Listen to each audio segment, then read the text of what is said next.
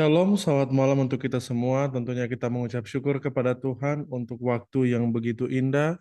Kita semua boleh sama-sama kembali berkumpul di room Zoom ini, baik juga yang menyaksikan melalui live streaming YouTube untuk sama-sama belajar akan firman Tuhan. Dan pada malam hari ini, sebelum kita memasuki ke dalam webinar kita akan membacakan peraturan webinar yang akan ditampilkan oleh host. Dipersilakan. Baik, menjadi perhatian kita semua, selama webinar ini berlangsung, marilah kita mute mikrofon saat acara berlangsung. Yang kedua, silakan klik raise hand atau chat jika memiliki pertanyaan. Yang ketiga, hindari pertanyaan di luar topik. Yang keempat, dilarang menghina grup atau orang lain. Yang kelima, kita semua diajak untuk menggunakan nama asli. Mari sama-sama kita bersatu di dalam doa. Segala puji dan syukur kami naikkan kehadirat-Mu ya Tuhan. Kami berterima kasih Tuhan boleh menuntun kami sepanjang hari ini. Ketika malam hari ini kami akan belajar firman Tuhan, kiranya Tuhan boleh membantu kami supaya kami boleh mengerti pekabaran firman yang akan dibawakan. Bahkan hamba Tuhan, Pendeta Eski Wauran yang Tuhan sudah asingkan, Tuhan berkati supaya boleh menyampaikan materi dengan baik. Berkati setiap jaringan yang kami gunakan, perangkat yang kami gunakan, kami percaya Tuhan sudah campur tangan dan tidak akan ada gangguan. Terima kasih Bapa, ini menjadi doa kami dalam nama Yesus. Amin. Saudara yang terkasih, pada malam hari ini kita kembali boleh bersama-sama dalam konten Vigilance oleh Orel Channel dengan judul materi yang akan dibawakan adalah penyamaran mematikan yang akan dibawakan oleh hamba Tuhan Pendeta Heski Wauran. Nah, ada istilah yang mengatakan tak kenal maka tak sayang, walaupun hamba Tuhan Pendeta Heski Wauran ini sudah sangat familiar dengan Orel Channel ya, namun ini adalah perdana melayani di konten Vigilance. Sebagai perkenalan, pembicara kita adalah Pendeta Heski Wauran, menikah dengan Ibu Pendeta Stefani Nurani Susanto, dan Pendeta Heski Wauran untuk latar belakang pendidikan menyelesaikan kependetaan dan filsafat dari Universitas Kelabat dan juga melanjutkan pendidikannya di Universitas Advent Indonesia. Untuk pelayanannya, Pendeta Heski Wauran pernah melayani sebagai chaplain dan Bible teacher di Sekolah Advent Unclub Air Madidi, Sulawesi Utara. Dan juga Pendeta Heski Wauran pernah melayani sebagai pendeta muda di Conference DKI Jakarta dan sekitarnya. Dan pada saat ini, Pendeta Heski Wauran aktif melayani sebagai gembala jemaat di Jemaat Tionghoa Makarios, Jakarta. Dan pada saat ini langsung saja kita akan mendengarkan materi dengan judul Penyamaran Mematikan yang akan dibawakan oleh Pendeta Heski Wauran. Dipersilakan.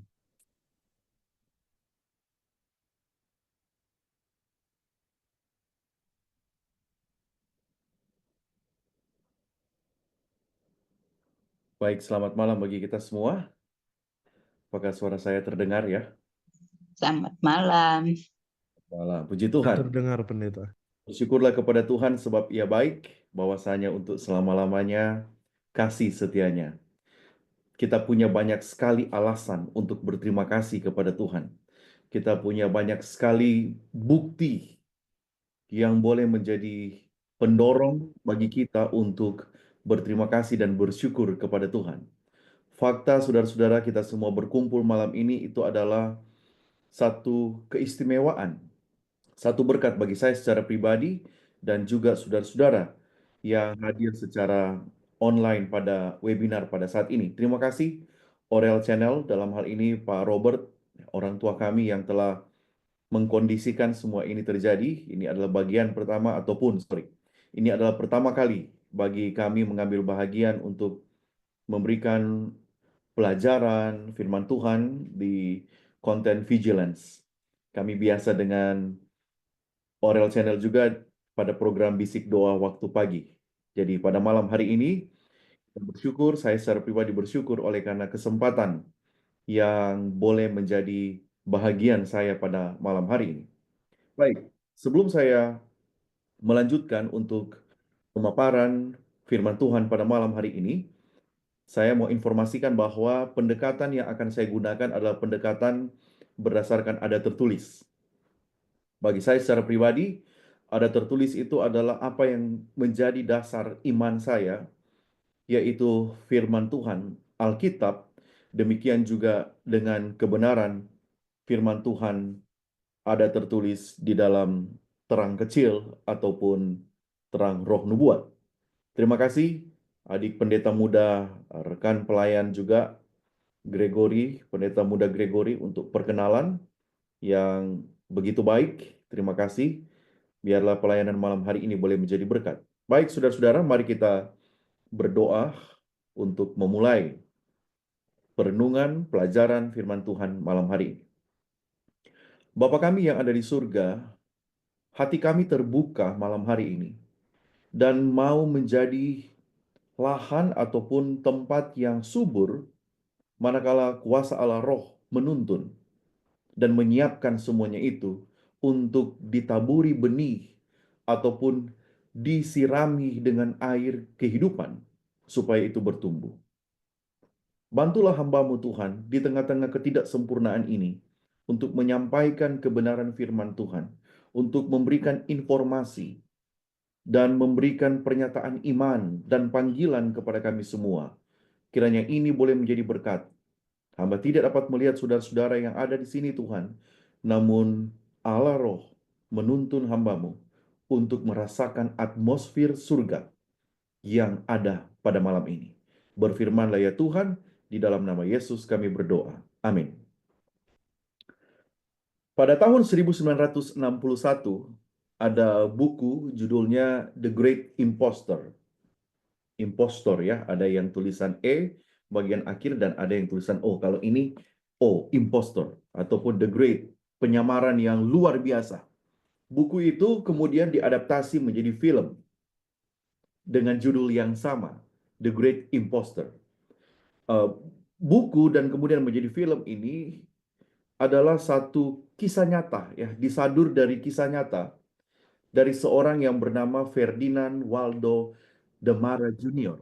Nah, jadi film The Great Impostor itu adalah kisah nyata, ya, kisah nyata dari seorang yang bernama Ferdinand Waldo de Mara Jr. Apa yang menjadi cerita menarik dari Ferdinand Waldo de Mara Jr. ini? Kalau boleh dikatakan, dia ini adalah seorang yang boleh menjadi satu penipu terbesar dalam sejarah di dunia. Dia terkenal karena menyamar sebagai profesional, seorang profesional berbagai macam profesi, tanpa pelatihan atau pengalaman pendidikan yang sah. Ya, dia tidak pernah mengenyam pendidikan sampai mendapatkan sarjana ataupun tingkat degree yang lebih tinggi, dan atau pengalaman sehingga dia menjadi seorang berprofesi terkenal tersebut. Nah, dia ini lahir tahun 1921 di Lawrence, Massachusetts di Amerika Serikat. Ferdinand ini sejak muda memiliki kecerdasan yang tinggi, ya, tetapi merasa tidak cocok dengan kehidupan yang biasa. Ya. Ia bercita-cita menjadi sukses tanpa harus melalui jalan konvensional, ya, seperti kuliah ataupun pelatihan normal. Nah, ada hal menarik, dia pernah menjadi seorang psikolog penjara di Texas, dia menjadi seorang biarawan dan kepala sekolah di Texas juga, kemudian dia pernah menjadi profesor di salah satu universitas, dan terakhir dia bekerja sebagai penasehat di sebuah rumah sakit sampai meninggal pada tahun 1982. Hal yang menarik, salah satu penyamaran yang paling hebat yang pernah dilakukan oleh Ferdinand Waldo de Mara Jr. adalah ketika dia menjadi seorang dokter bedah, quote unquote, dokter bedah di Angkatan Laut Kanada. Dia imposter, dia menyamar. Nah, inilah salah satu penyamaran terkenalnya. Selama Perang Korea, saya ceritakan Ferdinand ini, ia mencuri identitas seorang dokter asli yang bernama Joseph Stier, ya, dan bertugas sebagai dokter bedah di kapal perang HMCS Cayuga, ya, atau Cayuga. Nah, saat kapal perang ini ada di medan perang, lebih khusus di Perang Korea, de Mara harus melakukan operasi bedah nyata yang real, ya, termasuk bedah besar seperti mengangkut peluru dari tentara yang terluka. Apa yang dia lakukan? Ia mengandalkan membaca buku kedokteran dengan cepat sebelum melakukan operasi. Nah, hebatnya, semua pasiennya selamat. Dan rekan-rekannya menganggap dia sebagai dokter yang sangat berbakat. Penyamarannya terbongkar oleh karena keluarga asli dari Dr. Cheer yang asli, melihat berita tentangnya dan kemudian melaporkan ke pihak yang berwenang, kemudian ditangkap. Ferdinand Waldo ditangkap, ya, dia dilepaskan dan melakukan pekerjaan yang lain sampai akhirnya meninggal sebagai seorang konselor di salah satu rumah sakit pada tahun 1982. Apa yang membuat Ferdinand Waldo de Maras begitu sukses dalam penyamarannya?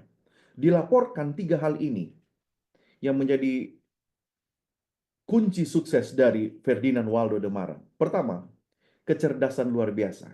Kecerdasan luar biasa artinya dia bisa membaca informasi, contoh sebagai seorang dokter ahli bedah, dia membaca dengan begitu cepat, bisa mengerti dan melakukan dengan keberhasilan. Kemudian yang kedua, dia memiliki percaya diri yang tinggi. Dimotivasi oleh keinginan untuk keluar dari keadaan yang biasa saja dan mau menjadi seorang yang luar biasa. Dia percaya diri. Yang ketiga, yang menjadi kesuksesan juga, ini faktor eksternal juga mungkin berpengaruh. Ini faktor eksternal. Kalau yang dua di atas itu faktor internal Ferdinand. Dia punya kecerdasan luar biasa, dia punya kepercayaan diri yang tinggi. Tetapi dia dibantu juga pada saat itu. Kenapa dia berhasil? Oleh karena kurangnya pemeriksaan latar belakang pada masa itu. Ya sekarang kita bisa pemeriksaan lewat mata, fingerprint, dan sebagainya. Kalau dulu belum ada yang seperti itu bisa membuat dia berhasil. Jadi background checkingnya belum ada.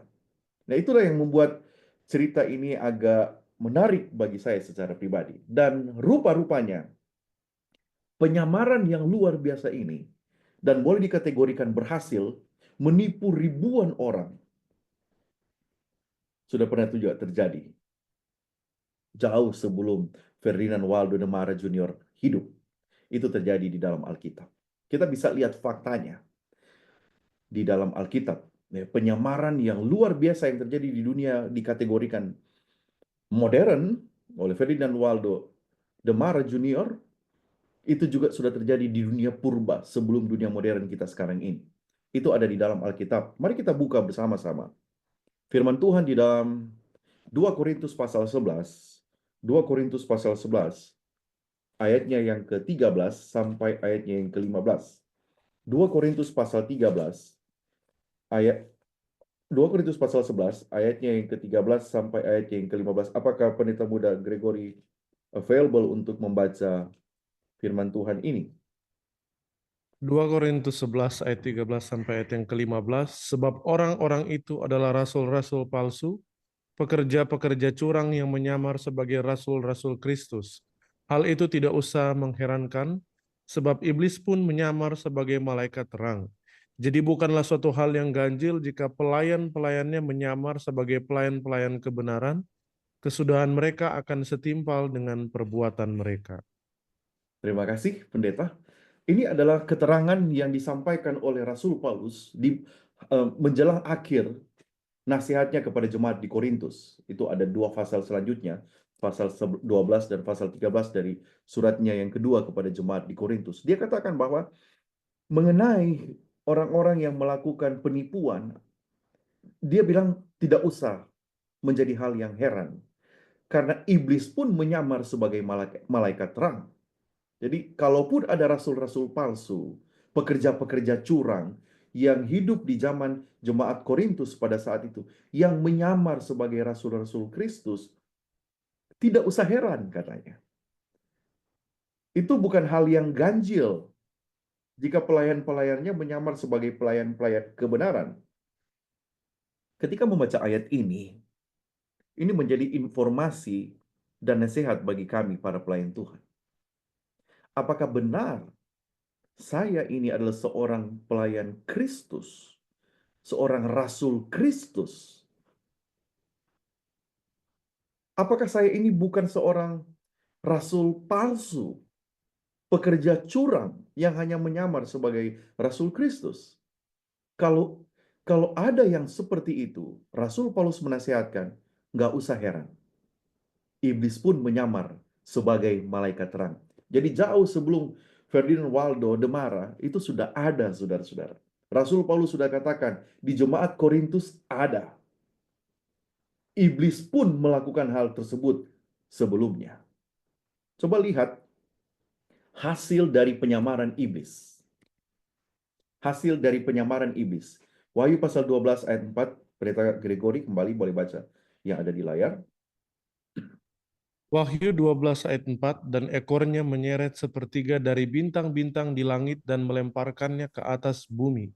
Dan naga itu berdiri di hadapan perempuan yang hendak melahirkan itu untuk menelan anaknya segera sesudah perempuan itu melahirkannya.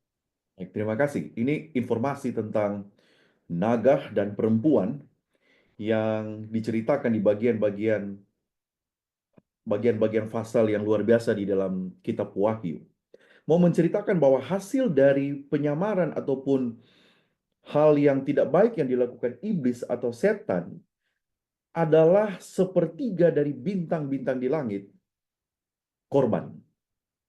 Jadi kalau mengatakan sepertiga bintang atau malaikat di surga itu terseret oleh karena penipuan, penyamaran dari iblis, dari Lucifer, betapa hebat metodenya. Malaikat saja di surga sepertiga, itu bukan sedikit, saudara. Itu bukan sedikit. Makanya yang jadi pertanyaan, apa yang dilakukan iblis untuk menyeret manusia ke dalam dosa? Apa yang dia lakukan di surga yang berhasil menyeret sepertiga malaikat di surga? Apa yang dilakukan iblis untuk menyeret manusia ke dalam dosa? Apa yang akan menjadi perhatian kita untuk menjawab itu? Kita lihat keterangan firman Tuhan ini, ataupun keterangan, saya memulai dengan kutipan ini. Kutipan ini ditulis oleh hamba Tuhan Ellen White pada tahun 1906, lebih tepat bulan Juli tanggal 2, ketika dia mengirim surat kepada Dr. A.G. Reed mengenai informasi untuk jangan bergabung dengan pergerakan John Harvey Kellogg. Pada bagian letter ini, letter 212 yang kemudian dimasukkan di dalam manuskrip volume 10, dikatakan seperti ini. Jika para malaikat tertipu oleh metode cerdik Lucifer dalam salah menggambarkan Tuhan, jika Adam dan Hawa tertipu oleh pernyataannya bahwa Tuhan menahan mereka dari pendidikan ataupun pengetahuan yang tinggi yang akan menjadi di mana mereka akan menjadi seperti Tuhan. Nah, bukankah ada bahaya bahwa manusia dewasa ini akan tertipu? Dia katakan, silakan baca bab pertama dari para nabi dan bapa dan lihat apakah kebenaran berharga yang terkandung dalam buku ini tidak diberikan oleh Tuhan untuk melindunginya dari tipu daya yang baru saja dipaksakan kepada mereka. Nah, saudara-saudara, saya berangkat dari kutipan ini untuk menyatakan kepada kita, setan melakukan usaha, dan usahanya itu luar biasa. Sepertiga malaikat terseret menjadi korban. Kemudian kita perlu mencari tahu apa yang dia lakukan supaya menjadi pelajaran bagi saya dan saudara-saudara yang hidup di akhir zaman. Ingat di kutipan sebelumnya bahwa tidakkah dia akan memberikan bahaya kepada manusia yang hidup sekarang ini. Nah, cara kita terbaik untuk melihat apa yang dilakukan iblis, apa yang dilakukan setan, adalah dengan melihat peristiwa pertama ketika Adam dan Hawa jatuh ke dalam dosa. Yang mana dia berhasil menyeret. Saya tidak akan membawa pikiran kita ataupun pelajaran ini tidak akan meluas dari surga, bagaimana dia membuat sepertiga itu jatuh, tetapi fokus kita mendekat kepada yang terjadi di dunia ini. Karena ini adalah nasihat. Baca bab tentang kejatuhan, bagaimana dosa diizinkan, dan kemudian bagaimana penggodaan dan kejatuhan. Oleh karena itu, mari kita mulai penelusuran Alkitab kita. Firman Tuhan di dalam Kejadian pasal 3, ayatnya yang pertama. Pendeta Gregory kembali boleh, kalau available. Adapun ular ialah yang paling cerdik dari segala binatang di darat, yang dijadikan Tuhan Allah. Ular itu berkata kepada perempuan itu. Oke, cukup sampai di sana. Kita berhenti di sini. Ayat 1 di dalam kitab Kejadian tidak berhenti di sana, tapi saya mau berhenti ketika ular itu berkata kepada perempuan itu. Saya mau bertanya kepada saudara-saudara, apakah ular dapat berbicara? Apakah ular dapat berbicara, saudara-saudara? Oke, Tidak. ada yang tidak ya, tidak dapat berbicara. Apa alasan dia tidak berbicara? Kita langsung interaksi kalau ada yang mau. Saya bertanya lebih dulu sebelum saya ditanya ya. Ular bisa berbicara? Tidak, tadi Tidak. dikatakan. Ada tadi yang mau memberikan keterangan?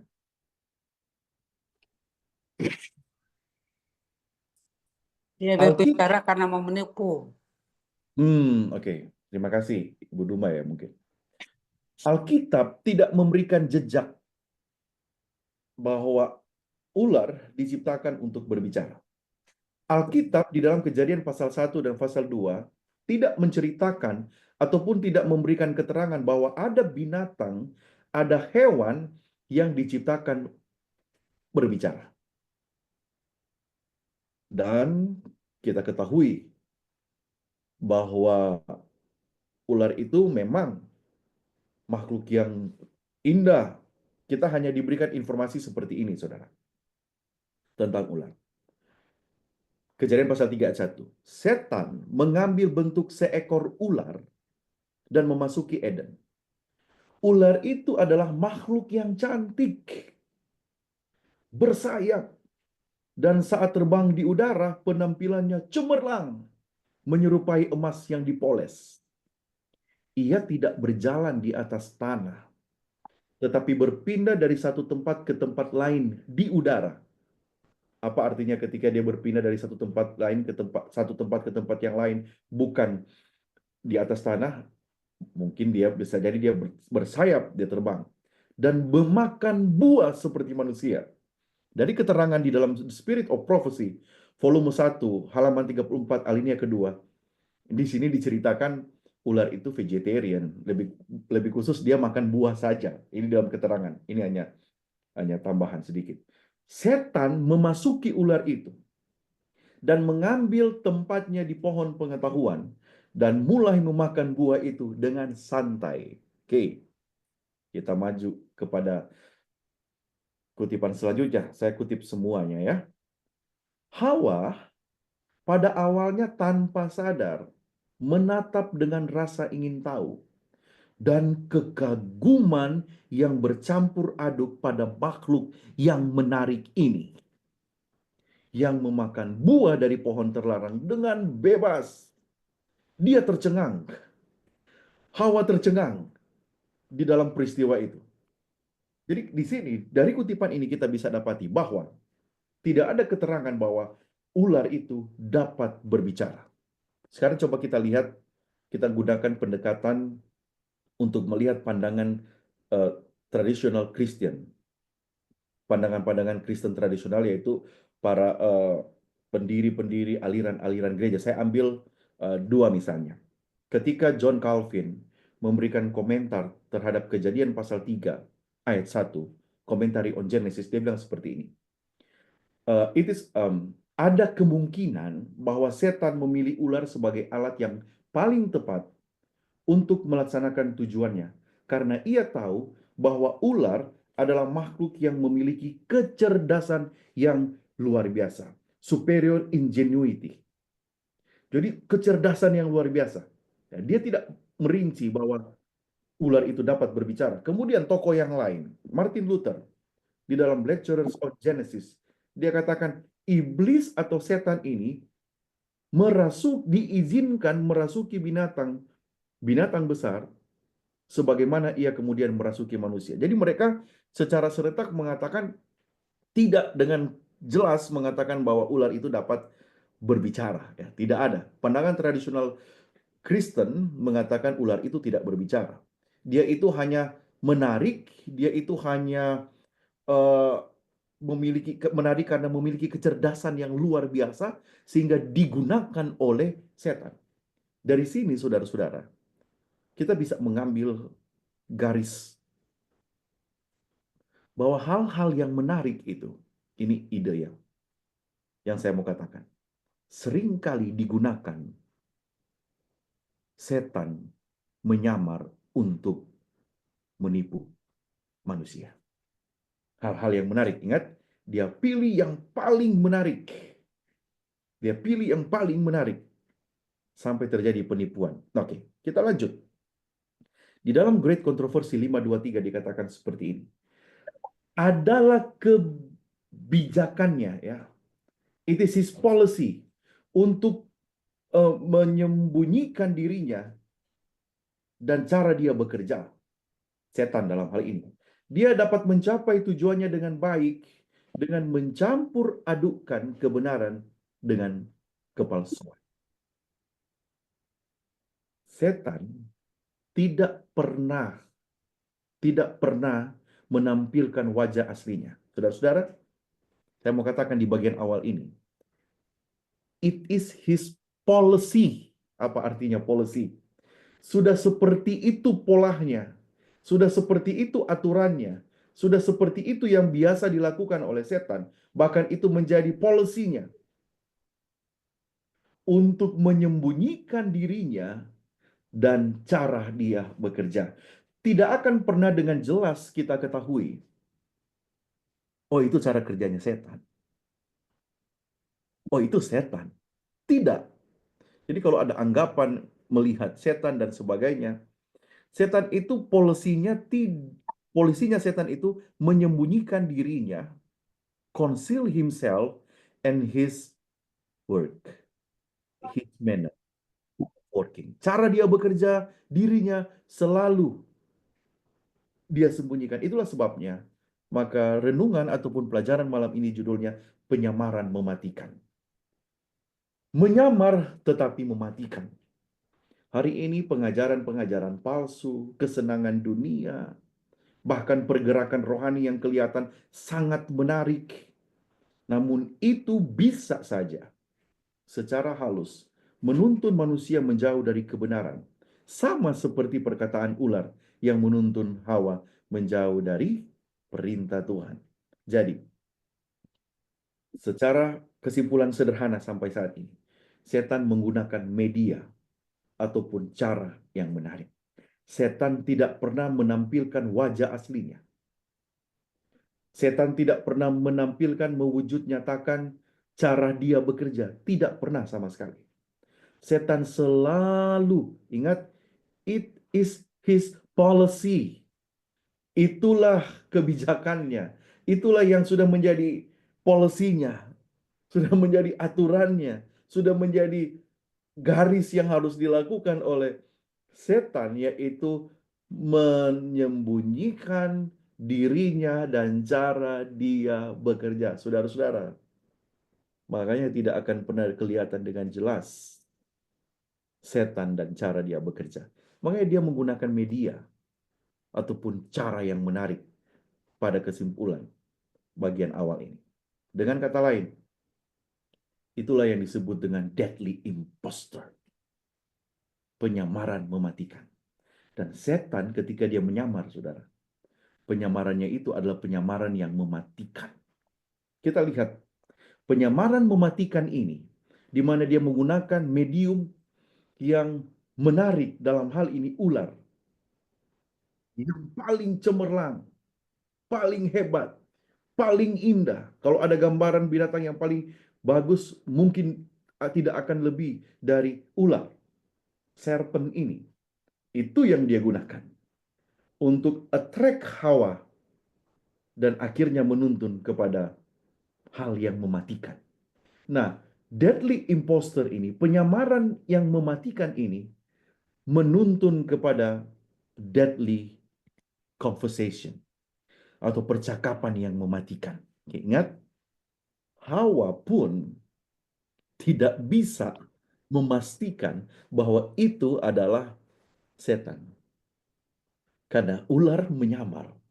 Kalau setan menyamar. Kalau setan datang langsung kepada Hawa dengan wujud aslinya dia, pasti dia akan tahu karena Tuhan memberi informasi kepada dia. Mereka tahu cerita tentang ada malaikat yang dilempar dari surga. Sudah diketahui, tetapi dia menyamar. Makanya saudara-saudara, setan itu tidak pernah, sekali lagi, ide ini saya tekankan. Setan tidak pernah secara gamblang menunjukkan dirinya. Dan semua kita manusia tidak mau menjadi setan. Tapi sama seperti ular, diizinkan untuk menjadi media. Oke, kita lanjutkan.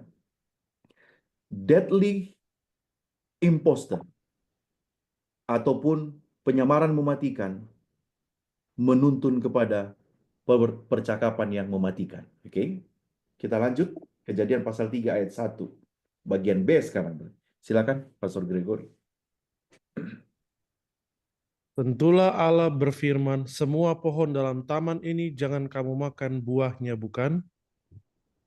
Ya, terima kasih. Lihat, ular berkata kepada perempuan itu, Hawa. Ingat, ini kita mulai dengan satu ayat. Hanya 6 ayat di dalam Kejadian pasal 3 yang akan kita lihat malam ini. Jadi ular, dia tidaklah merupakan setan itu. Tetapi oleh karena dia cerdik, oleh karena dia menarik, oleh karena dia hebat, dia dipakai oleh setan sebagai media. Nah, ketika dia dipakai oleh setan menjadi media, Hawa yang menjadi orang atau yang menjadi orang di mana dia bercakap-cakap terkena trap atau perangkap dari setan ini. Mari kita lihat apa yang terjadi selanjutnya. Ketika ular berbicara kepada Hawa, tentulah Allah berfirman, semua pohon dalam taman ini jangan kamu makan buahnya, bukan? Nah, saudara-saudara, kalau saya dan saudara jadi Hawa, ya, coba bayangkan kalau kita pergi ke Serpentarium, ya, tempat di mana bangkai ataupun bukan bangkai ya, fosil-fosil ataupun ular-ular yang ada ditaruh di dalam akuarium ataupun kaca, dan di sana atau digantung, pokoknya seperti ular lah semua di sana. Dan tiba-tiba ketika kita sedang berjalan-jalan, ada anaconda yang begitu besar, dia berdiri dan mengatakan, "Selamat malam, Pendeta Heski." Gantinya saya ikut percakapan dengan dia, saya kabur. Karena yang saya tahu, ular tidak berbicara. Tapi apa yang terjadi dengan Hawa? Kembali, para nabi dan bapa. Karena kita dianjurkan membaca di sini. Dikatakan seperti ini. Hawa merasa heran dan terkejut karena seolah-olah dia mendengar gemah dari pikirannya. Dia pikir ketika suara ini, tentulah Allah berfirman, semua pohon dalam taman ini jangan kamu makan buahnya, bukan? Hawa pikir itu perkataan dalam pikirannya. Tetapi ular itu meneruskan dengan suatu suara yang merdu, memberikan pujian akan kecantikannya Hawa. Kamu diciptakan menurut gambar dan rupa Allah. Kurang lebih seperti itu. Dan kata-katanya bukanlah sesuatu yang tidak menyenangkan. Saudara perhatikan, penyamaran setan memuji, menceritakan sesuatu yang menyenangkan, menceritakan sesuatu yang mengangkat tinggi seseorang. Setan seringkali menggunakan penyamaran seperti itu, saudara. Wow, kamu baik sekali. Kamu cantik. Kamu punya banyak kepemilikan. Semua kata-kata yang manis yang dilakukan oleh iblis melalui ular, itu yang dilakukan. Hawa pertama terkejut, tetapi ketika dia terus didengarkan suara dari ular ini, apa yang dilakukan oleh Hawa, saudara? Gantinya lari dari tempat itu, ia tetap berdiri di sana sambil mengagumi seekor ular yang berkata-kata, yang dapat berkata-kata. Lihat pergerakannya. Kalau saja ia telah disapa oleh suatu makhluk seperti malaikat, rasa takutnya akan bangkit karena malaikat yang berbicara. Tetapi ia tidak pernah memikirkan bahwa ular yang indah itu dapat dijadikan sebagai satu alat musuh yang sudah jatuh ke dalam dosa. Saudara, hati-hati. Pujian, perkataan manis, perkataan menyenangkan yang diberikan kepada kita. Kita bukan mengatakan semua itu dari iblis. Setan bisa menggunakan itu. Dan Hawa gantinya lari, enggak. Dia tetap stay di sana. Dia tetap berdiri di sana sambil, artinya sekarang baik ular, baik Hawa sudah saling mengagumi. Sudah saling mengagumi, saudara. Setan yang menyamar dalam diri ular, Hawa yang merupakan ciptaan mulia karena diciptakan bergambar dan rupa Allah, sudah saling mengagumi. Yang satu menyamar, yang satu termakan dengan penyamaran. Tragis, saudara.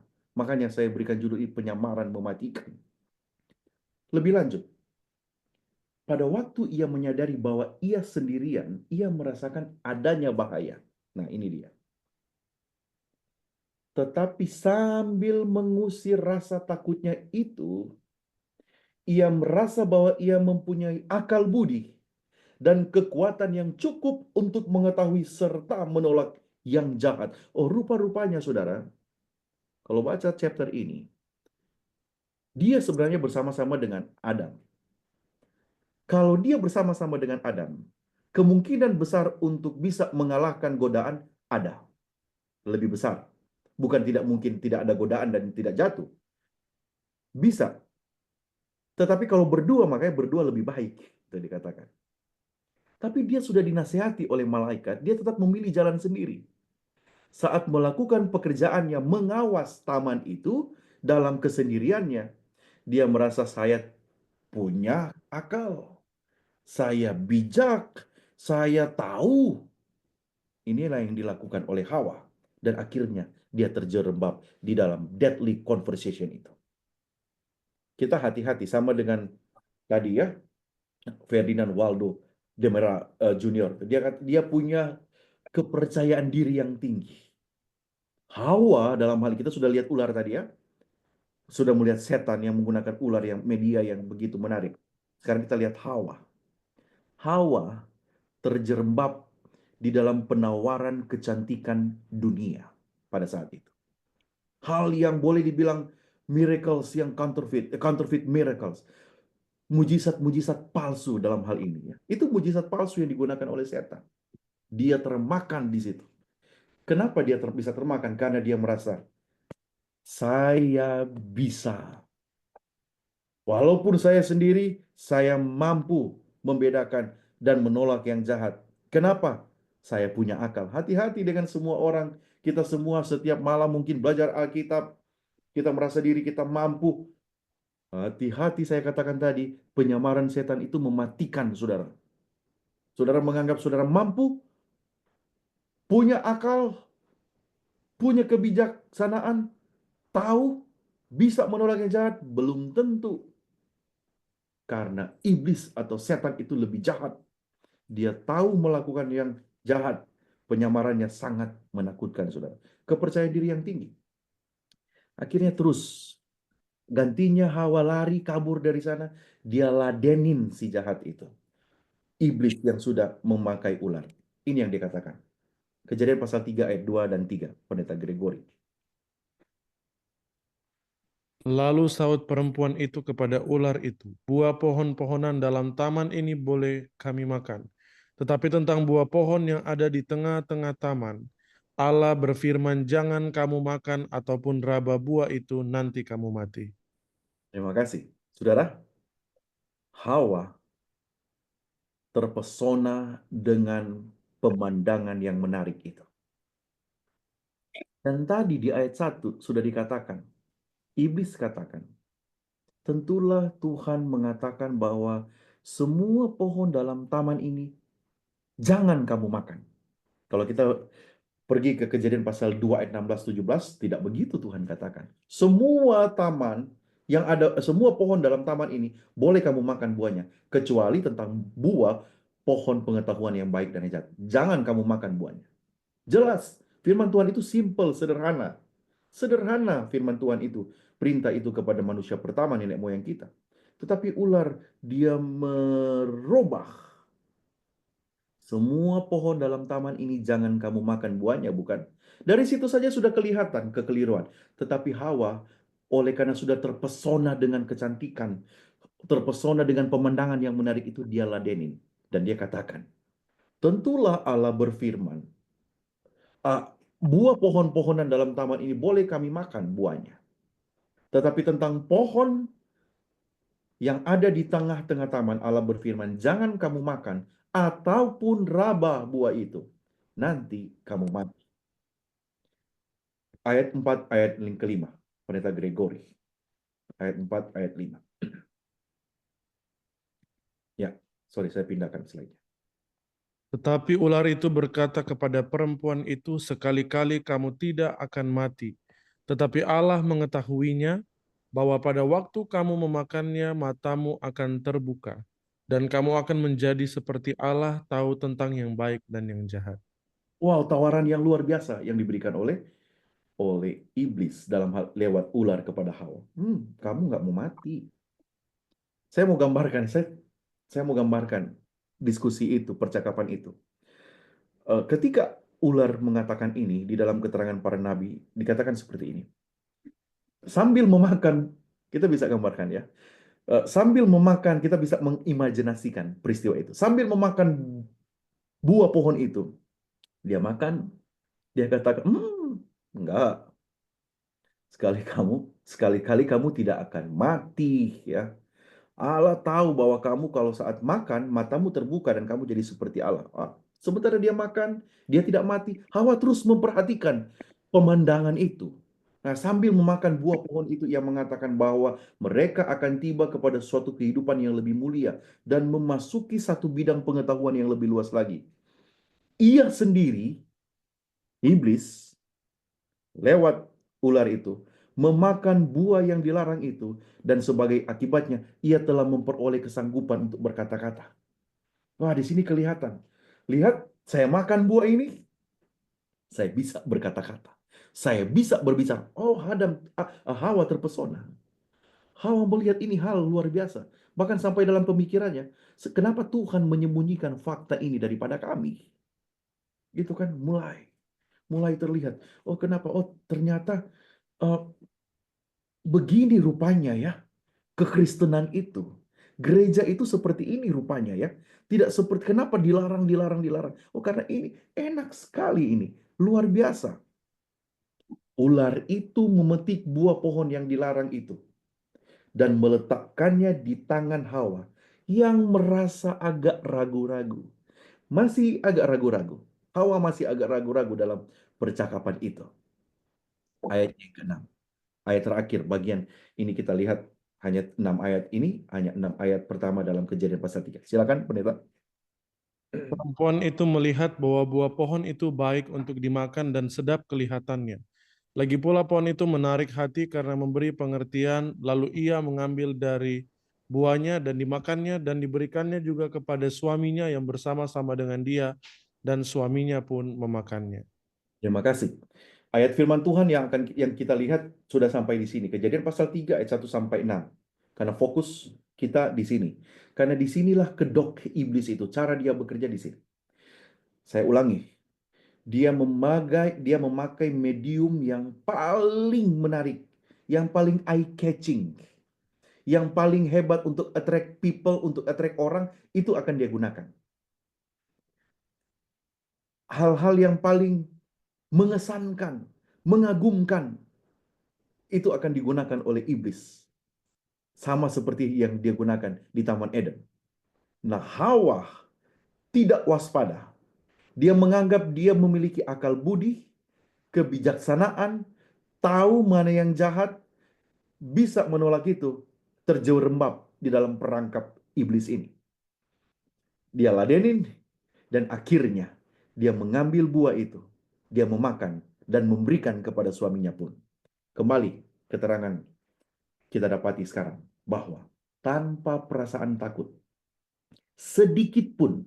Ingat perjalanan Hawa dari merasa kagum, ikut masuk di dalam diskusi, ragu dengan penawaran itu, ragu di dalam keterangan diskusi itu, sampai akhirnya teryakinkan. Ingat saudara, Hawa saja tidak langsung jatuh begitu saja. Kita yang usianya berapa? 70 tahun, 60, 50, 40, apalagi 30 tahun, 20 tahun. Jangan pernah merasa hebat untuk bisa menandingi cara bekerjanya setan. Hawa begitu dia punya cara sampai akhirnya dia memakan. Tanpa perasaan takut, dan sekarang dia menjadi alat setan. Coba lihat apa yang terjadi dengan Hawa. Setelah dia makan, dengan satu perasaan gembira yang aneh dan ganjil. Oh, saudara, Hawa ketika dia makan, dia gembira. Tapi kegembiraannya itu aneh, ganjil. Saya kutip dari kutipan aslinya. Ellen White katakan seperti ini. In a state of strange, unnatural excitement. Perhatikan saudara. Dalam satu keadaan gembira yang aneh dan gak wajar. Hawa dan Adam penuh kegembiraan, harmonis dengan Tuhan di Taman Eden. Tetapi pada saat itu dia gembira juga. Tapi kegembiraannya aneh dan tidak wajar. Ataupun tidak secara natural kebahagiaannya, kegembiraannya itu. Jangan-jangan kita juga sedang merasakan hal itu. Ketika kita tidak tahu bahwa ini ternyata adalah tipuan setan, penyamaran setan. Terus karena kita terpesona, kita masuk ke dalam sana. Kita ikut. Dia mengutip firman Tuhan. Benar, dia mengutip firman Tuhan. Tadinya kita ragu, tapi kita jadi yakin. Dan kita ikut. Kita bahagia dengan kelompok. Kita bahagia dengan mereka yang sudah menangkap kita, quote unquote. Kita bahagia. Tetapi perasaan bahagia itu kok aneh. Pernahkah kita merasakan hal itu, saudara? Kita merasakan bahagia walaupun kita ada di dalam kelompok yang menyatakan atau menyebut mengutip firman Tuhan, tetapi aneh perasaan bahagia kita. Itu yang terjadi dengan Hawa, saudara. Hawa bahagia. Bahagianya itu, wah saya nggak mati rupanya. Tidak. Tiba-tiba mati. Tidak. Saya tidak mengalami kematian. Oh, ternyata Tuhan bohong. Benar yang dikatakan oleh ular ini. Dia tidak tahu bahwa itu setan. Saudara, kalau dibuat kesimpulan kedua, deadly imposter, penyamaran mematikan, menuntun kepada percakapan yang mematikan. Percakapan yang mematikan menuntun kepada keputusan yang mematikan. Itu yang terjadi dengan Hawa, saudara. 6 ayat di dalam Kejadian pasal 3 mengungkap pekerjaan, metode, cara bekerja setan. Dia tidak pernah menyatakan dirinya. Gambaran aslinya nggak pernah. Dia selalu pakai medium. Dan medium yang dia pakai, media yang dia pakai, cara yang dia pakai adalah cara yang paling menarik. Cara yang paling top. Cara yang paling atraktif. Cara yang paling mengagumkan. Cara yang paling mengesankan. Itu yang dipakai dia.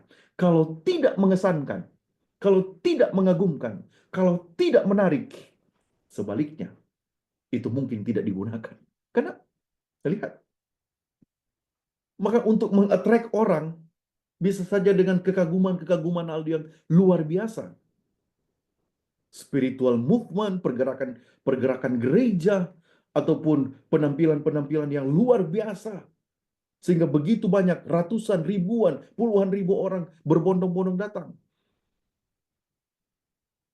Saya tidak mengatakan itu benar-benar dari setan, tetapi hati-hati cara bekerja setan menyamar dengan hal yang luar biasa, mengutip firman Tuhan, dan menjerumuskan orang dalam dosa. Kalau Ferdinand Waldo Demerara Junior punya kecerdasan luar biasa, karena dia mampu, cepat sekali dia belajar, dia punya kepercayaan diri yang tinggi, dan pada saat itu dia didukung oleh kurangnya kewaspadaan, kita juga boleh melihat Hawa seperti itu, saudara. 6 ayat di dalam Kejadian pasal 3 mendapatkan gambaran yang sama. Kecerdasan luar biasa. Setan cerdas ketika dia memilih ular yang cerdik, ular yang pintar, ular yang menarik, hewan yang luar biasa. Itu kecerdasan setan. Setan percaya diri. Dia berani masuk. Dia percaya diri. Kepercayaan diri setan dalam hal ini adalah, mampu saya mengalahkan ciptaan yang baru ini. Hawa di saat yang bersama percaya diri. Kalau tersisa, percaya diri. Dia bisa menahan godaan. Bisa punya akal budi, bisa mengatakan tidak dan menolak. Tidak. Kepercayaan diri. Nah, pada saat yang sama, Hawa tidak melakukan background checking. Hawa tidak melakukan pemeriksaan latar belakang. Dia tidak belajar. Cepat sekali. Dia terpesona. Dia tidak background check. Dia tidak mencek latar belakang. Kenapa ini terjadi? Kita perlu melakukan pengecekan selalu. Walaupun itu kelihatan, wow, pekabarannya luar biasa. Tampilannya oke. Cek. Jangan terbuai. Jangan terpesona. Gereja saya kurang menarik. Gereja saya sepertinya tidak ada Roh Kudus. Gereja saya sepertinya kuno. Tidak modern. Di sana ada modern. Kutip firman Tuhan. Menarik dan sebagainya. Boleh. Tapi cek background. Oke. Apa yang mau saya katakan pada malam hari ini sebagai takeaway point? Ada beberapa poin. Yang pertama, setan menggunakan media ataupun cara yang menarik. Sebagaimana setan yang menggunakan ular, salah satu makhluk yang paling cerdik, cantik, cerdas, ia terus menggunakan cara-cara yang menarik untuk menipu manusia. It is his policy, ya tadi ya. Kebijakannya, cara dia bekerja, tuntunan dia bekerja, menyamarkan dirinya sendiri dan cara dia bekerja. Kemudian yang kedua, takeaway point yang kedua, meragukan firman Tuhan. Hawa terjadi seperti itu. Di Eden, langkah pertama dalam penyamaran setan adalah dengan membuat Hawa bingung akan firman Tuhan atau ragu. Di dalam Great Controversy 595, setan itu terus-menerus berusaha menarik perhatian manusia di dalam menggantikan tempatnya Tuhan. Dia menuntun orang-orang untuk mencari pemimpin agama, para pendeta, pastors, menuntun kepada profesor-profesor teologi sebagai penuntun mereka, pembimbing mereka, alih-alih menyelidiki kitab suci untuk mempelajari tugas mereka sendiri. Pendeta, saya tidak bisa belajar. Tuhan bisa menuntun ketika kita belajar Alkitab dengan doa yang sungguh-sungguh. Dia akan membuka keterangan firman Tuhan. Kita jangan mengandalkan pendeta Hesti seperti sekarang. Cek, background check. Ambil apa yang saya katakan ini. Cek, periksa. Jangan-jangan ini juga adalah penyamaran yang saya katakan malam hari ini. Yang ketiga, the promise of false enlightenment atau janji pencerahan palsu, akan tahu banyak hal. Setan mengatakan kepada Hawa kan begini, bahwa memakan buah ini akan membuat mata mereka terbuka dan membuat mereka menjadi seperti Tuhan. Nah, dunia modern saat ini mencoba kita dengan counterfeit wisdom and spiritual enlightenment.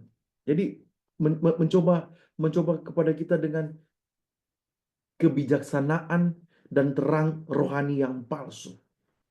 Ya. Dengan menolak kebenaran, kontroversi 583. Dengan menolak kebenaran, manusia menolak penulisnya. Maaf. Dengan menginjak-injak hukum Tuhan, mereka mengingkari otoritas sang pemberi hukum. Sangat mudah bagi mereka, sangat mudah untuk menjadikan berhala dari teori dan doktrin palsu, seperti halnya membuat berhala dari kayu dan batu. Mudah. Sangat mudah. Yang keempat, konsekuensi dari penipuan. Kejatuhan Adam dan Hawa membawa penderitaan. Terpisah dari Tuhan dan kematian. Sama halnya dengan menolak kebenaran Tuhan hari ini. Sebagaimana kita pelajari, ataupun kebenaran firman Tuhan yang kita pelajari begitu banyak. Setan tahu benar. Semua orang bisa dia tuntun adalah mereka yang menolak berdoa sungguh-sungguh. Mereka yang mengabaikan mempelajari firman Tuhan dengan benar akan bisa berhasil ditipu oleh iblis itu. Kemudian dilanjutkan. Delusi terakhir besar, pikiran-pikiran, anggapan-anggapan akan segera terbuka di hadapan kita. Antikristus akan melakukan pekerjaan-pekerjaan yang luar biasa di hadapan kita. Kepalsuan akan sangat mirip. Wow, closely will the counterfeit resemble. Kepalsuan akan sangat mirip dengan kebenaran. Sehingga mustahil untuk membedakannya, kecuali except by the Holy Scriptures. Pada 3 Maret 1904, dia menulis di majalah Review and Herald. Paragraf pertama seperti ini. Judulnya di dalam majalah itu, Danger in Speculative Knowledge. Wow, speculative knowledge. Dia katakan seperti ini. Kesalahan-kesalahan akan disampaikan dengan cara yang menyenangkan dan menyanjung. In a pleasing and flattering manner. Wow, saudara. Di akhir zaman, setan akan bekerja. Yang error itu, yang salah itu akan ditampilkan in a pleasing and flattering manner. Cara yang menyenangkan dan menyanjung. Sampai kita tidak tahu bahwa itu adalah samaran. Itu iblis yang menyamar. Teori-teori palsu yang dibungkus dengan jubah terang akan disampaikan kepada umat Allah. Dengan demikian, thus, setan akan mencoba menipu jika memungkinkan orang-orang pilihan. Pengaruh yang paling menggoda akan diberikan. Pikiran akan terhipnotis. Itu yang akan dia lakukan di akhir zaman, saudara. Lebih lanjut, di dalam Evangelism 589. The enemy of soul seeks to bring in something new and strange. Musuh jiwa yang berusaha membawa sesuatu yang baru dan aneh. Hawa kan begitu. Aneh. Perasaannya aneh ketika dia melakukan itu. Untuk memuaskan pikiran, bahkan kaum, to suit the minds of the intellectual who are not thoroughly established in the truth. Ada banyak kaum intelektual yang terpesona, yang mereka sebenarnya belum sepenuhnya mantap dalam kebenaran. Saudara-saudara, inilah cara bekerja dari si jahat. Inilah cara bekerja dari setan yang perlu kita waspada. Dia menyamar. Ingat, dia selalu menyamar. Dia tidak pernah menampilkan wujud aslinya. Dia tidak pernah menampilkan cara dia bekerja dengan sebenarnya. Dia selalu menggunakan media. Dan media yang dia gunakan menarik, meyakinkan. Tuhan kiranya memberkati kita, umat-umat Tuhan, di dalam mempelajari dan mempersiapkan diri kita menghadapi usaha setan yang waktunya tinggal sebentar lagi. Amin. Amin. Tentunya kita semua merasa dikuatkan dan juga kita banyak belajar pada malam hari ini. Dan pada saat ini kita akan mendengarkan pekabaran firman Tuhan melalui lagu pujian yang akan dibawakan oleh Takaria Sister. Dipersilakan.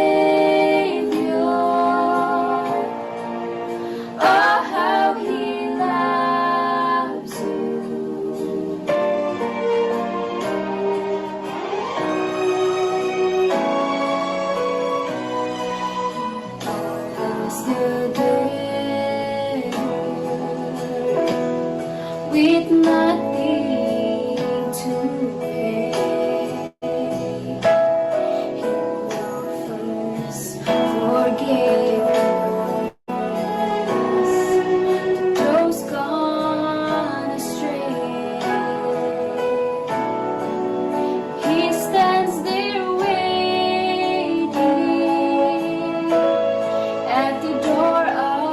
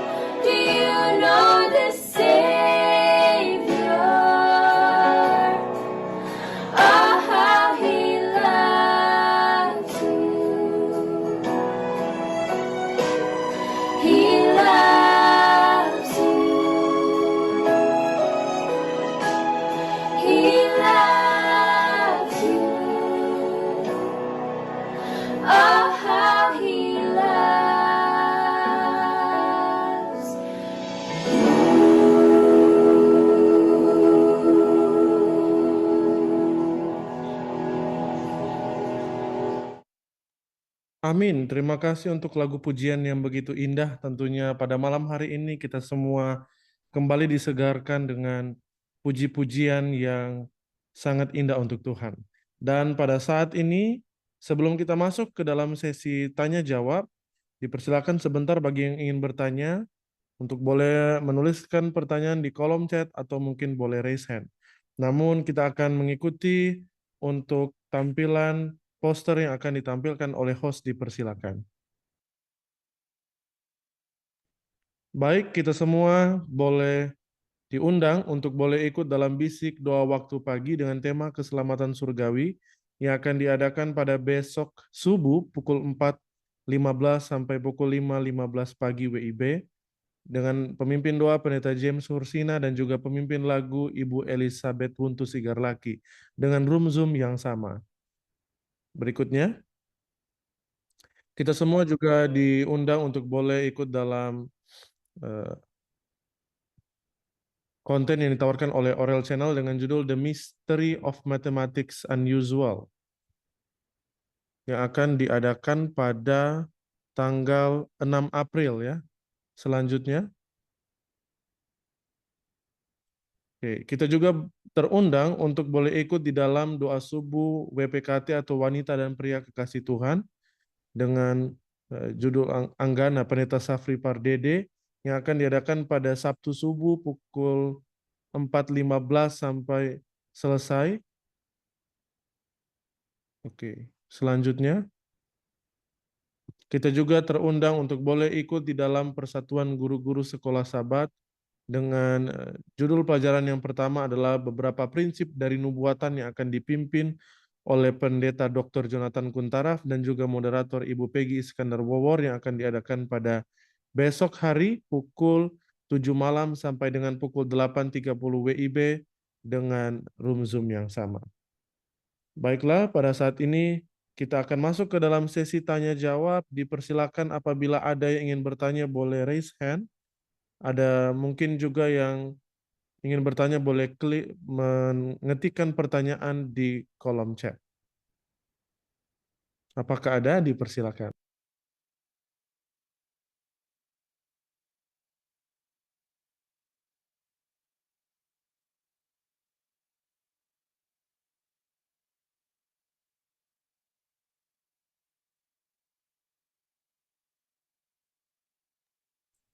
Baik, biasanya ini ada Bapak John Watupongo ya yang bertanya. Apakah ada untuk malam hari ini? Atau mungkin yang lain dipersilakan.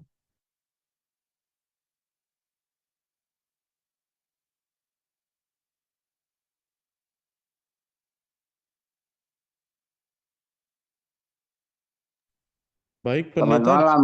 Selamat malam. Dipersilakan Om John. Bapak Iya, John. Pak Pendeta, selamat malam.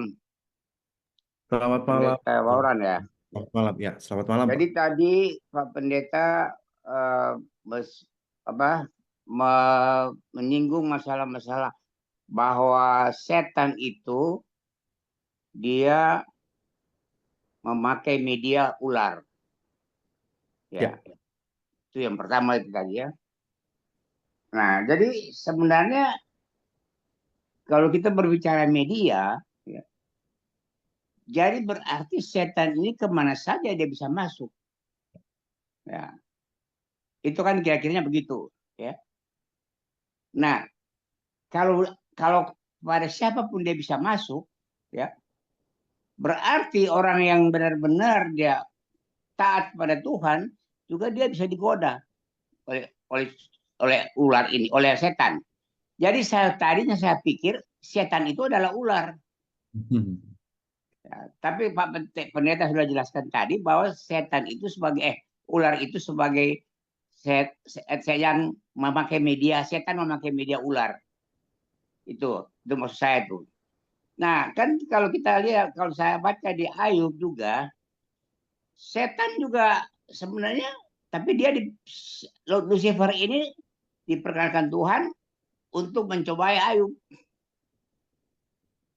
Ya, begitu kan? Sehingga Ayub itu jatuh miskin atau apa semua, karena Ayub itu kan kaya. Nah, sekarang saya masuk ke bagian kehidupan kita sehari-hari.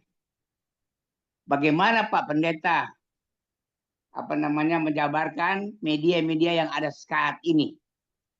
Contohnya aja, kita di YouTube atau di Zoom atau di WA, Facebook segala macam. Apa itu juga bisa dimasukin setan? Terima kasih. Ini langsung ya, Pendeta Gregory ya. Ya, dipersilakan pendeta. Baik, terima kasih Pak John. Kiranya jadi berkat untuk malam hari ini apa yang sudah disampaikan. Secara sederhana saya mengulangi bahwa setan tidak pernah polisinya. Polisinya itu kan kebijakannya, aturannya, kebiasaannya yang sudah dia atur bahwa cara dia bekerja selalu pakai media, perantara. Dan dalam kasus ini, dalam ayat 1 sampai 6 Kejadian pasal 3, contoh terbaik kita belajar bagaimana dia bekerja menjatuhkan manusia adalah peristiwa pertama sejarah bagi saya. Itu adalah contoh terbaik untuk melihat bagaimana pola dia bekerja adalah setan bisa masuk kemana saja, Pak John. Dia bisa menggunakan media di sini bukan media digital saya, dalam hal ini perantara. Dia bisa bahkan menggunakan seorang pendeta yang paling atraktif, seorang pembicara yang paling berpengaruh. Dia bisa menggunakan cara kita berdoa, cara kita beribadah, cara kita menyanyi. Dalam konteks rohani, saya tidak pakai konteks yang lain. Karena dia menggunakan firman Tuhan, mengutip firman Tuhan. Ada di tempat di mana tidak ada dosa sebelumnya, surga dan Taman Eden. Jadi dia bisa menggunakan, tadi ingat firman Tuhan katakan bahkan dielek orang terpilih pun bisa dia gunakan. Demikian Pak John. Baik, terima kasih Pak. Cuma ya, jadi saya tanggap bahwa yang dimasukkan di media ini adalah perantara. Ya, Jadi perantara. ular ini sebagai perantara.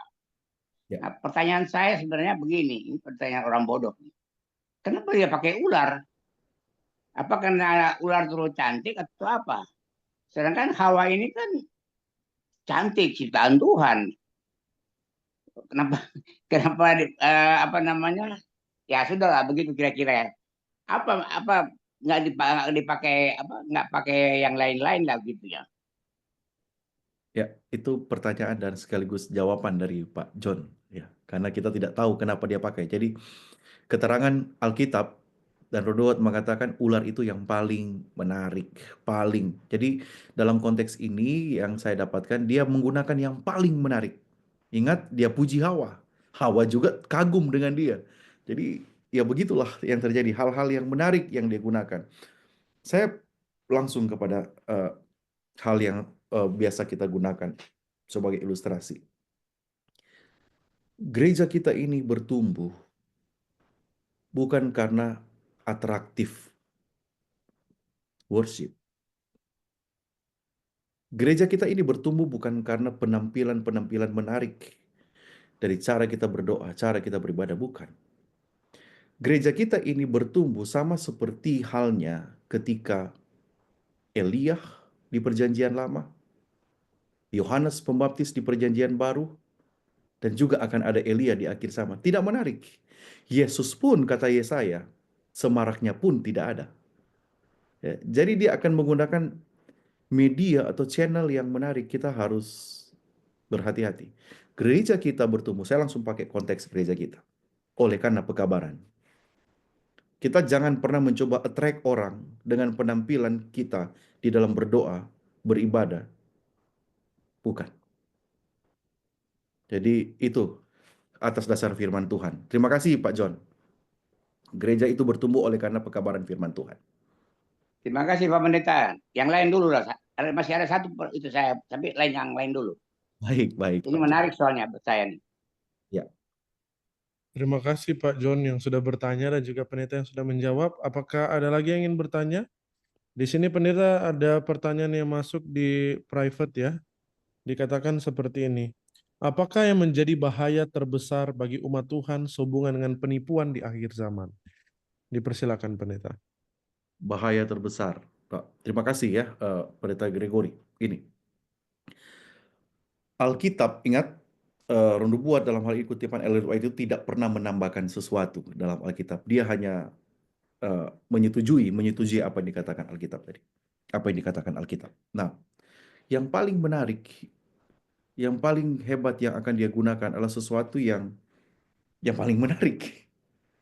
Apa hal yang paling menarik yang dapat dia gunakan? Saya tidak pernah bisa merinci medium apa yang akan digunakan oleh setan di akhir zaman. Dia bisa menggunakan misalnya, bahkan di dunia modern sekarang, dia bisa menggunakan orang untuk meragukan firman Tuhan. Ada munculnya eh, ajaran-ajaran mengatakan, oh hukum Tuhan itu outdated, sudah ketinggalan zaman. Dia mulai bangun dengan cara berpikir ya. Dia bangun dengan ya dunia modern, dia membangun dengan pemikiran bahwa ada yang muncul dengan moral relativism, bahwa kebenaran itu tidak mutlak. Kebenaran itu tergantung lebih daripada sekedar itu absolut. Kalau menurut saya itu benar, benar. Menurut saya itu salah, salah. Kemudian dia membangun juga pemikiran-pemikiran mengatakan bahwa dia menggabungkan worldly philosophy dengan Christian doctrine. Ataupun ada pandangan yang lain mau mengatakan bahwa para filsuf lah yang dapat menjawab semua kesusahan dunia ini. Tuhan mungkin tidak ada. Jadi dia akan menaruh kebingungan-kebingungan. Itu mungkin cara dia dari segi pemikiran ataupun dari teologi. Dari hal yang lain mungkin kita bisa melihat. Ingat, dia tidak pernah, ular itu hanya contoh bagaimana dia gunakan media yang paling menarik. Demikian, Pastor. Terima kasih, Pendeta. Apakah ada yang ingin bertanya lagi?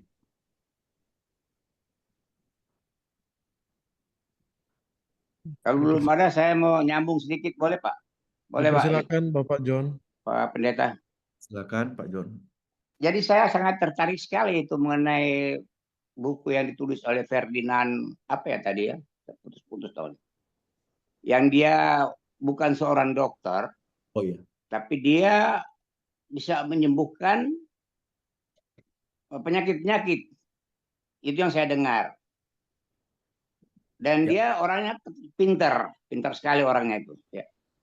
Tidak belajar kedokteran, tapi dia bisa menyembuhkan. Saya belum tahu apakah dia menyembuhkan penyakit apa kita nggak tahu. Saya nggak tahu. Tadi nggak dijelaskan. Nah, dan pertanyaan saya begini, kalau menurut saya Ferdinand ini hampir sama dengan mujizat-mujizat yang dilakukan oleh Tuhan Yesus atau mujizat-mujizat yang diletakkan oleh nabi-nabi yang lain. Ada talentanya mereka itu. Bagaimana pendapat Pak Pendeta? Terima kasih. Ya, terima kasih Pak John. Ya, Ferdinand Waldo de Mara Junior ya, the Great Imposter ya, itu tidak diberitahu bahwa dia dapat menyembuhkan orang penyakit-penyakit tertentu. Dia hanya dikatakan dia menyamar sebagai seorang dokter ahli bedah di dalam Cayuga, kapal perang Kanada ketika berada di perang Teluk Korea. Dia mengambil identitas asli dari Dr. Chian. Dia menyamar, kemudian dia melakukan, ya, dia melihat bagaimana orang dioperasi mengangkat peluru dari dalam tubuh dengan buku-buku kedokteran. Dia belajar dengan begitu cepat. Kalau disebutkan talenta, yang saya tahu talenta itu adalah kemampuan alami. Ya, kemampuan alami yang diberikan kepada setiap orang. Jadi ketika dia lahir dia punya talenta, ya. Itu kemampuan kodrati istilahnya. Nah, untuk orang yang menerima Tuhan di dalam Kisah Para Rasul 2 ayat 35 38, ketika dia menerima Tuhan Yesus sebagai juru selamat pribadi, kepada dia diberikan karunia roh, ya. Kepada dia diberikan karunia rohani. Karunia rohani itu adalah kemampuan adikodrati. Ya, saya bicara tadi sebut talenta.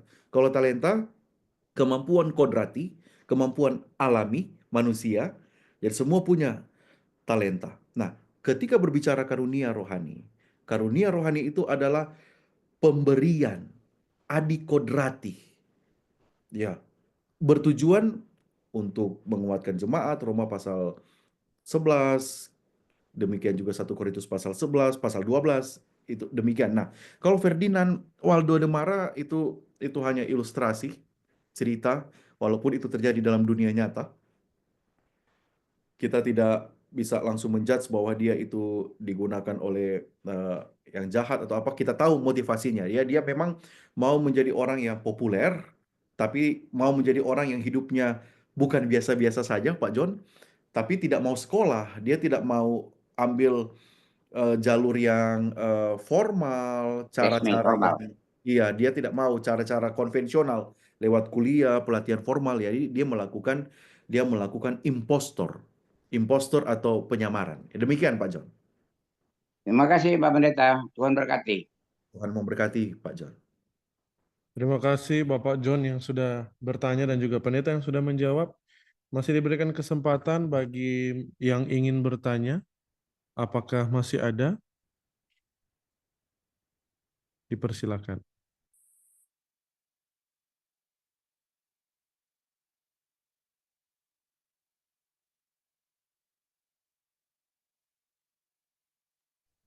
Baik, pendeta, tampaknya sudah cukup jelas ya, sehingga sudah tidak ada yang bertanya lagi pada malam hari ini. Dan tentunya kita semua dikuatkan dengan sesi Oke, Pak tanya jawab Gregory, yang kita dengarkan. pendeta Ya, boleh, pendeta boleh bikin satu kesimpulan akhir. ya. Diberikan kepada pendeta sebelum menutup ini, nanti silakan closing statement dan juga doa tutup. Dipersilakan. Sekarang ya, oke. Pendeta boleh pendeta bagikan. Oke, saudara-saudara, dari tadi kita berbicara tentang setan dan itu kurang ideal. Kita hanya mau mencari tahu